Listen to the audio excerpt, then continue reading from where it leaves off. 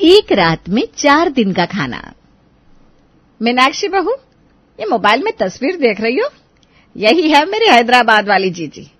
अरे हम लोगों की तरह रहन सहन नहीं है उनका, बड़े हाई फाई लोग हैं। 20 साल पहले दीदी हैदराबाद शिफ्ट हो गई थी, वहां जाकर ही उनके बच्चों ने पढ़ाई लिखाई की। इनका बेटा बेटी दोनों बड़ी बड़ी कंपनियों में नौकरी करते हैं और दामाद तो इंडिया में नहीं विदेश में है। क्या बात कर रही है माँ जी, हमारे विदेश में रहने वाले रिश्तेदार भी हैं, मुझे तो पता ही नहीं था। अरे तुझे कहाँ पता होगा, तेरी शादी में जीजी आई नहीं थी ना, उनके बच्चों की शादी में हम नहीं पहुंच पाए थे। लेकिन माँ जी ऐसा क्यों किया आपने? कम से कम शादी में तो आप लोगों को जाना चाहिए था। अरे बेटा क्या बताया, हैदराबाद यहाँ से दूर भी बहुत है ना, एरोप्लेन का टिकट कराने का तुम्हारे ससुर जी के पास पैसा नहीं था और ट्रेन में 3 दिन का सफर करके जाने की हमारे अंदर हिम्मत नहीं थी। हमारे बच्चे छोटे छोटे थे ना उस समय, मोन्टो का हाई स्कूल का एग्जाम था। बस परिस्थितियां कुछ ऐसी बनी कि हम चाह कर भी पहुंच नहीं पाए। जीजी से मिले भी बरसों बीत गए, लेकिन फिर भी जीजी के लिए प्यार मेरा आज भी वैसा का वैसा बना हुआ है। वो तो होना ही है माँ जी, अपने चाहे जितने भी दूर रहे, अपने परिवार के दिल से थोड़ी ना दूर हो सकते हैं। हाँ बहू, पता नहीं कब मिलना होगा। बस शुक्र है ये फेसबुक का, जो इसकी मेहरबानी से सबका हाल चाल फोटो सब दिखती रहती है, वरना इतने सालों में तो शक्ल तक भूल जाए इंसान।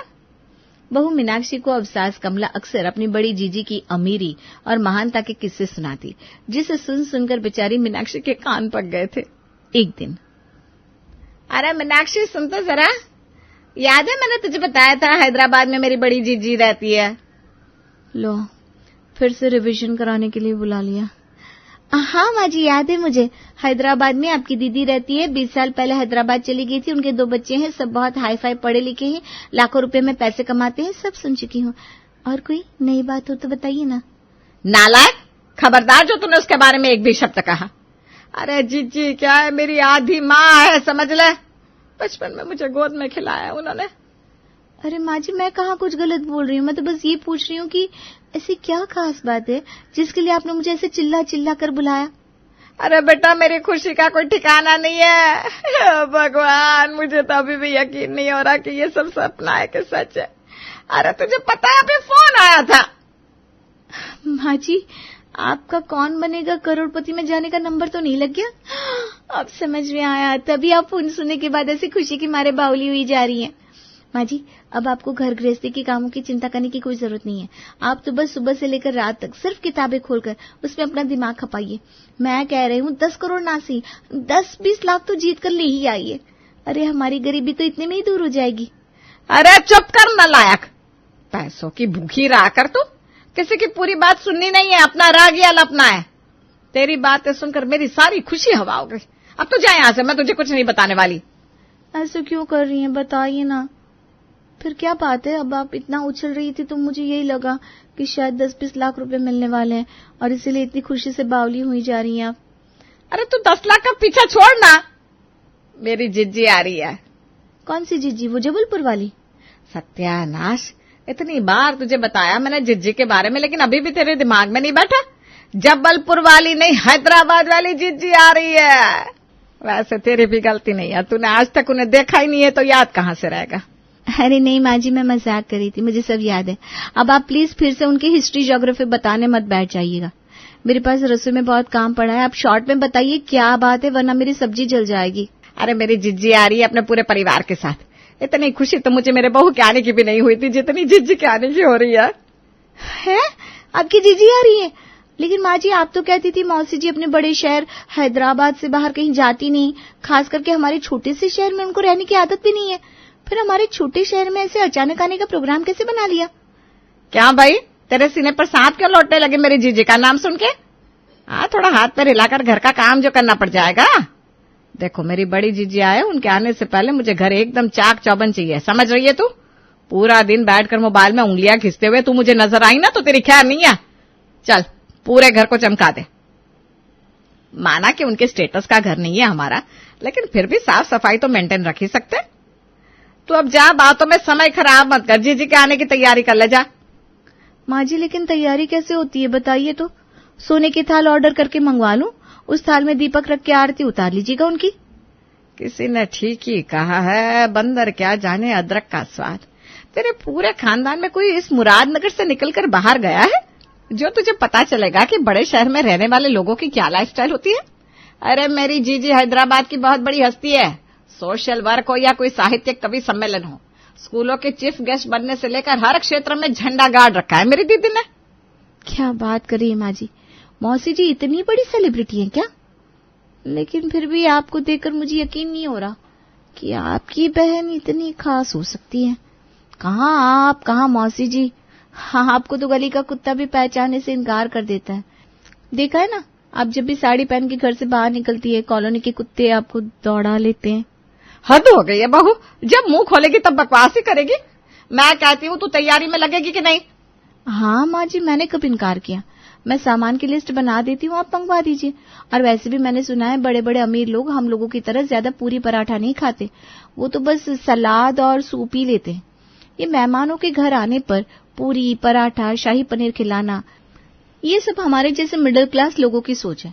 इसीलिए मैं सोच रही हूँ माँ जी, मौसी जी के आने की खुशी में ना मैं भी 2-3 तरह के बढ़िया अंग्रेजी स्टाइल के सलाद बनाना सीख लेती हूँ, और सूप भी। ज्यादा अंग्रेज बनकर मत दिखा, जो तुझे कहा है ना चुपचाप वही सब बना लेना। और सुन, मेहमानों के सामने नाक मत कटा देना। अरे जीवन भर में पहली बार मेरी जीजी आ रही है और तू ऐसी खातिरदारी करेगी उनकी, यह कच्चे खीरे और गाजर खिलाकर। माँ जी मुझे क्या है, मैं तो बना दूंगी मटर पनीर। लेकिन मैं तो जो कह रही थी ना, आपके फायदे के लिए कह रही थी। सास को गुस्से में अपनी तरफ घूरते देख बहू मीनाक्षी चुपचाप रसोई की तरफ निकल जाती है। अच्छी मुसीबत आ गई, सासू माँ की बहन को वीआईपी ट्रीटमेंट दो। मुझे समझ में नहीं आ रहा, वो हमारे घर माँ जी से मिलने आ रही है या फिर हमारे घर की साफ सफाई का इंस्पेक्शन करने। बड़े लोग हैं तो कौन सा 10 दिन रुकेंगे हमारे इस 3 कमरे के घर में? जरूर होटल में कमरा बुक कराया होगा। खैर, सासू माँ के आदेश को टालना तो संभव नहीं था, इसलिए बहू जोर शोर से मौसी जी के आने की तैयारी में लग जाती है। मौसी के आने वाले दिन। अरे मीनाक्षी, ये माधव कहाँ रह गया? इसे बोला था ना एयरपोर्ट से मौसी को लेकर आने के लिए। माँ जी मैंने सवेरे ही बता दिया था, अब आप ही बताइए, मैं घर के काम देखूं या आपके बेटे को हर आधे घंटे में याद दिलाऊं मौसी जी को लेने एयरपोर्ट जाना है? अरे हाँ भाई, याद है, बस निकल रहा हूं मैं।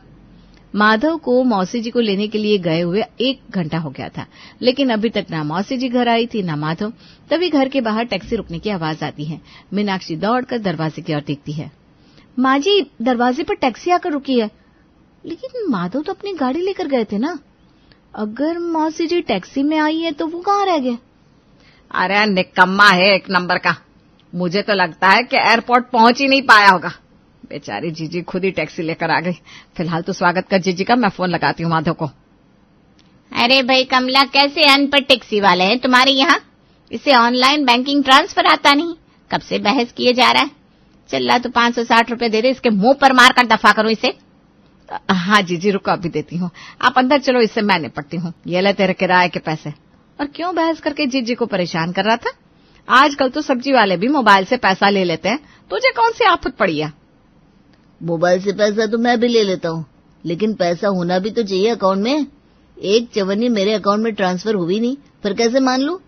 पता नहीं ट्रेन का टिकट भी कराया था या ऐसे ही जनरल डब्बे में भरकर आ गई है। क्या बोला, ट्रेन? अरे हवाई जहाज में आई है मेरी जीजी, आया बड़ा। इधर मौसी जी घर में आ गई थी, उधर माधव की माँ उसे फोन लगाती है। अरे माधव कहाँ है तू? माँ मैं तो एयरपोर्ट के बाहर ही खड़ा हूँ, लेकिन यहाँ मौसी जी मुझे कहीं नजर नहीं आ रही। एक बार फोन करके जरा फ्लाइट का टाइम कंफर्म कर लो, कहीं कोई गलतफहमी तो नहीं हुई। तो अभी तक वहीं खड़ा हुआ है? अरे मौसी तो कब की घर आ गई। मौसी कब एयरपोर्ट से निकली और कब घर पहुंच गए, मुझे पता ही नहीं लगा। चलो फिलहाल तो घर चलता हूँ।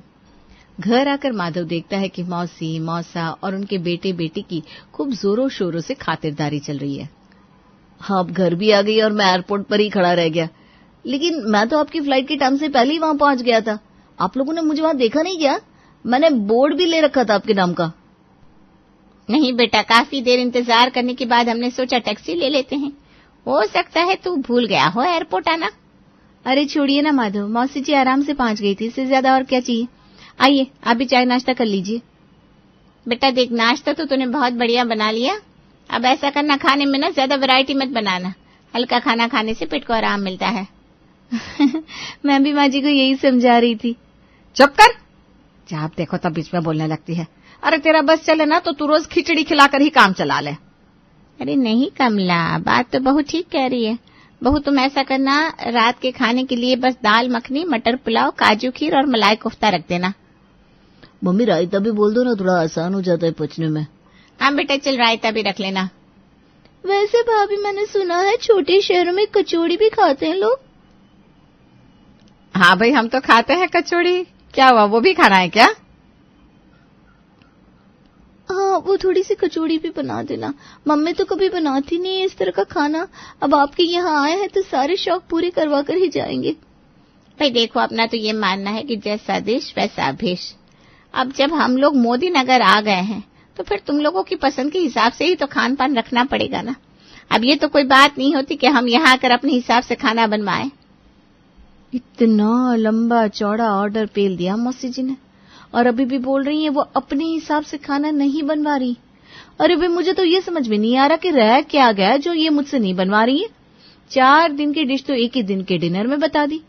अरे बाबा रे, इतना खाना तो मैं 4 दिन में भी नहीं बनाती जितना इन्होंने सिर्फ आज में बनाने को कह दिया है। माँ जी, जरा रसोई में आइए ना, आपसे कुछ जरूरी बात करनी है। अब क्या हो गया बहू, पता है मुझे काम चोरी का बहाना याद हो गया होगा तुझे। ऐसा है माँ जी, कोई काम चोरी का बहाना याद नहीं आया। मैंने आपको ये बताने के लिए बुलाया है कि सुबह 6 बजे से एक टांग पर खड़े होकर आपकी प्यारी बहन के लिए ये तरह तरह के व्यंजन तैयार किए थे मैंने, लेकिन मौसी जी ने तो फिर से एक लंबी सी लिस्ट पकड़ा दी। अब ऐसा है, मेरी तो दर्द के मारे कमर टूट रही है। अब आप रसोई में आकर थोड़ा काम में हाथ लगाइए, वरना भूल जाइए कि मैं ये शाही भोज पकाने वाली हूँ।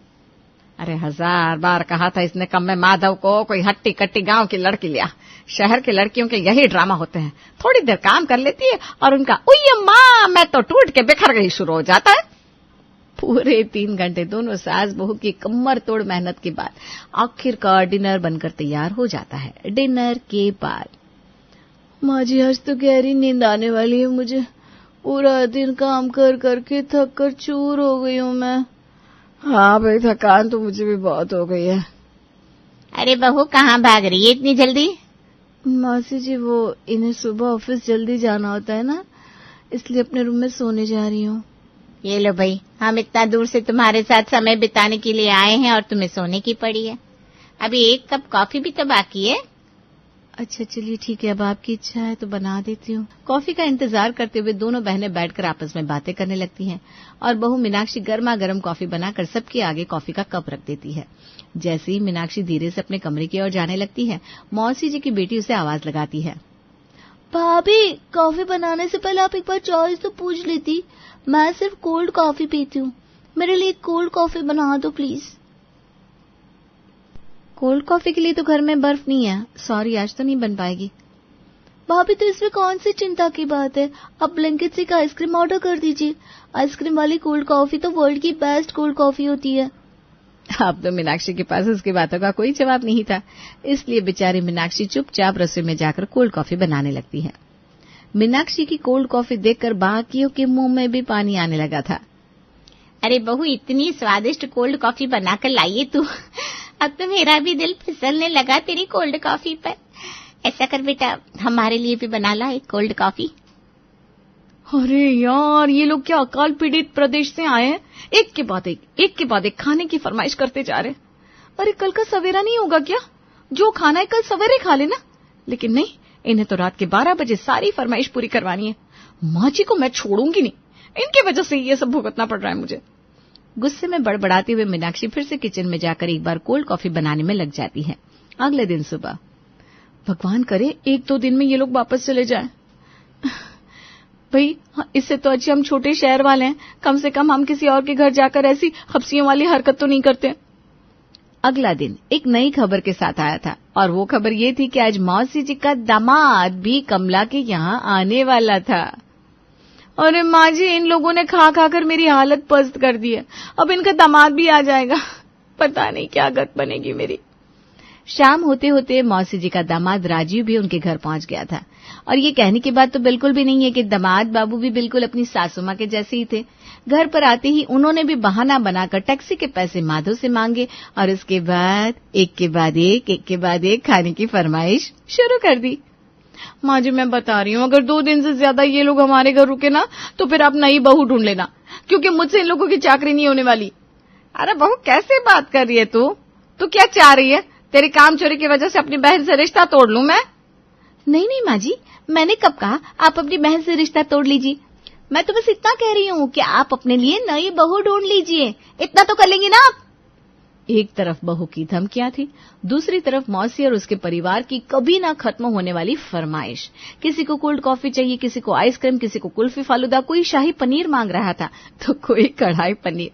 पूरा दिन घर में सिर्फ और सिर्फ खाने की बातें हो रही थी। मौसी के परिवार को यहाँ आए हुए पूरे 4 दिन हो गए थे और अभी भी वो लोग टस से मस होने का नाम नहीं ले रहे थे। मम्मी 4 दिन में 40 दिन का राशन चढ़ कर गए ये लोग। अरे कब तक चलेगा ये? अपने मौसी जी से पूछा कब तक जाने वाले ये लोग अपने बड़े शहर वापस? अरे बेटा किस मुंह से बताऊं तुझे, ये कोई बड़े शहर में नहीं रहते। इनका दामाद जिसे मैं बहुत हाई फाई समझती थी मुंबई में टैक्सी ड्राइवर है और बेटा ये हैदराबाद में फैक्ट्री में मजदूरी करता है। ये सब देखने दिखाने की बातें हैं बेटा, कोई करोड़पति नहीं है ये लोग। बल्कि इतने सालों से किसी रिश्तेदार के यहाँ इसीलिए नहीं आते थे क्योंकि शर्मिंदगी के कारण किसी का सामना नहीं कर सकते थे। वो तो भला हो बिट्टू भैया का जो उन्होंने समय रहते सारी असलियत मुझे बता दी। पिछले साल ये लोग उनके घर पहुंच गए थे और फिर 15 दिन तक ऐसे ही आतंक मचाया था। तो आपके कहने का मतलब क्या है? ये लोग यहाँ परमानेंट सेटल हो गए, अब कभी वापस लौट कर नहीं जाएंगे? बेटा इनकी हरकतें देखकर तो यही लग रहा है ये लोग वापस जाने के इरादे से नहीं आए। तो ऐसा कर घुमाने के बहाने से इन्हें गाड़ी में बिठा और रेलवे स्टेशन छोड़कर मौका देखकर वापस भाग जा। समझदार होंगे तो समझ जाएंगे कि आखिर तूने रेलवे स्टेशन के बाहर छोड़कर क्यों आया है। बस फिर क्या था, उपाय थोड़ा मुश्किल जरूर था, लेकिन माधव ने भी अब मौसी और उसके परिवार के भुक्खड़ लोगों से पीछा छुड़ाने का प्रण ले लिया था। इसलिए वो सबको घुमाने के बहाने गाड़ी में बिठाता है और रेलवे स्टेशन के बाहर छोड़कर वापस भाग आता है और इस तरह मौसी के परिवार से कमला को छुटकारा मिल ही जाता है।